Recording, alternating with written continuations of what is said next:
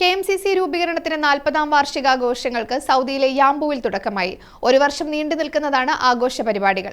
ഇതിനോടനുബന്ധിച്ച് നടത്തുന്ന mega football ടൂർണമെന്റിന്റെ logo പ്രകാശനവും നടന്നു.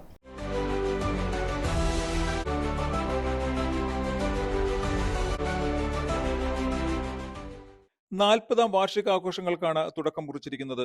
യാംബു KMCC ഓഫീസിൽ നടന്ന ചടങ്ങിൽ സെൻട്രൽ കമ്മിറ്റി പ്രസിഡന്റ് നാസർ നടുവിൽ ആഘോഷ പരിപാടികൾ ഉദ്ഘാടനം ചെയ്തു. അയ്യൂബ് എടരിക്കോട് ലോഗോ പ്രകാശനം നിർവഹിച്ചു. യാംബുവിലെ വിവിധ സാംസ്കാരിക, രാഷ്ട്രീയ, ബിസിനസ് രംഗത്തുള്ളവർ ചടങ്ങിൽ സംബന്ധിച്ചു. വാർഷികാഘോഷത്തോടനുബന്ധിച്ച് സംഘടിപ്പിക്കുന്ന സഹീർ സാഹിബ് സ്മാരക ഫുട്ബോൾ ടൂർണമെന്റിന്റെ ലോഗോ പ്രകാശനം ഫിറോസ് മുണ്ടയിൽ നിർവഹിച്ചു.